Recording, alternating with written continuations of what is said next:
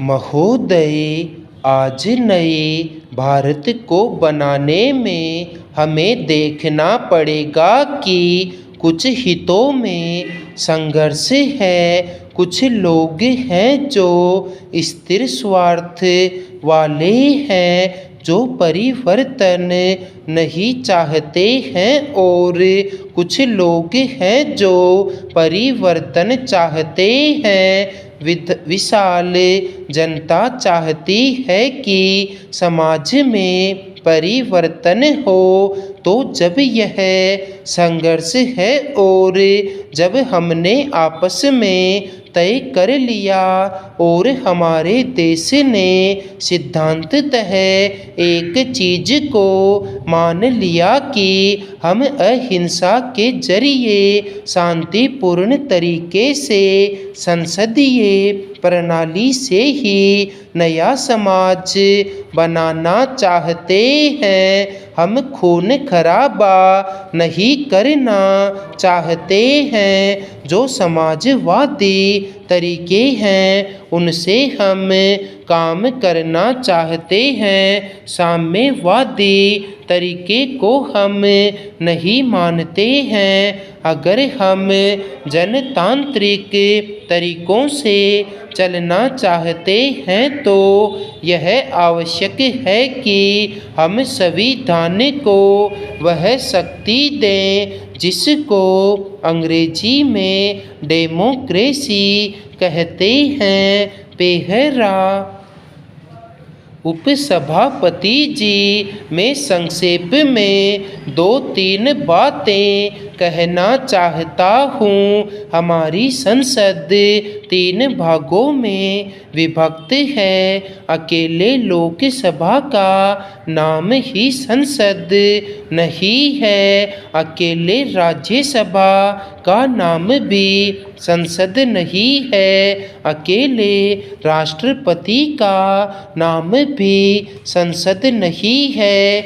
लोकसभा, राज्यसभा और राष्ट्रपति, इन तीनों को मिलाकर संसद का निर्माण होता है। कोई भी बात या कोई भी कानून जब जनता के हित के लिए बनता है तो उसको इन तीनों ही भागों से निकलना पड़ता है। लोकसभा किसी चीज़ पर विचार करती है, फिर उस पर राज्यसभा और दूसरे ढंग से विचार करती है और उदारता के साथ और गंभीरता के साथ निर्णय लेती है। तब राष्ट्रपति के पास वह विधेयक स्वीकृति के लिए जाता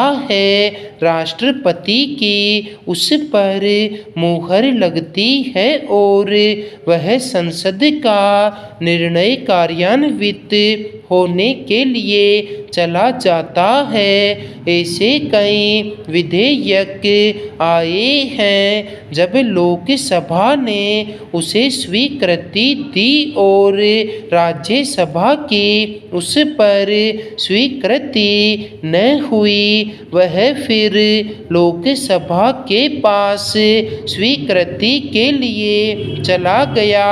लेकिन लोकसभा ने फिर अपने स्टैंड को ज्यों का त्यों रखा।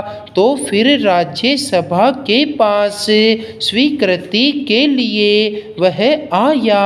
एक समय ऐसा भी हुआ, मैं उस समय लोकसभा का सदस्य था जब इस प्रकार का प्रकरण आया था और वह प्रकरण दहेज प्रथा के ऊपर था। लोकसभा ने दहेज प्रथा विधेयक को पारित किया था।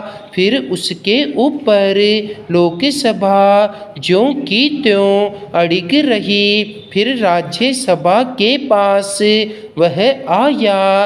राज्यसभा ने भी अपने विचारों को ज्यों का त्यों रखा और लोकसभा और राज्यसभा में मतभेद की स्थिति आई तो उस पर एक संयुक्त अधिवेशन बुलाया गया। स्वतंत्रता के बाद शायद पहला अवसर था जब लोकसभा और राज्यसभा की संयुक्त बैठक हुई थी और संयुक्त अधिवेशन के अंदर गंभीरता से उस पर विचार किया गया और उस विधेयक को पारित किया गया।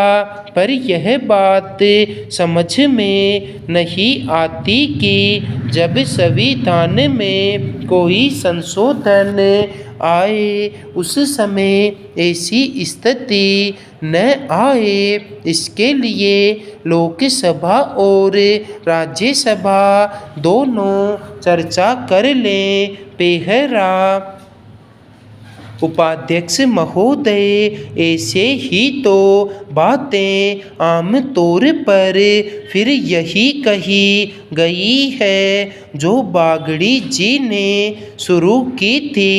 करीब करीब वही बातें आई है और मैंने तो कहा शुरू में कि इससे कोई इनकार नहीं कर सकता है कि हिंदुस्तान की गरीबी को हम नहीं मिटा सके हैं और हिंदुस्तान में अभी भी करीब करीब 48% जो औसत आंकड़े हैं उनके हिसाब से लोग गरीबी की रेखा से नीचे रहते हैं। इससे भी हम इनकार नहीं करते हैं कि लोगों के पास घर नहीं है जो कि होने चाहिए। मूल आवश्यकताएं जो चाहिए वह हम पूरी तरह से सबको मुहैया नहीं करा पाए हैं। हमारा प्रयत्न ज़रूर है, अब कहाँ तक उसमें सफलता मिली है उसका लेखा जोखा करने की आवश्यकता है। यह बात नहीं है कि गरीबी दूर करने की तरफ हमारा प्रयास नहीं है। मैं सिर्फ एक दो उदाहरण उसके देना चाहता हूँ, ज़्यादा वक्त नहीं लेना चाहता। समाप्त। 8 मिनट 80 शब्द प्रति मिनट।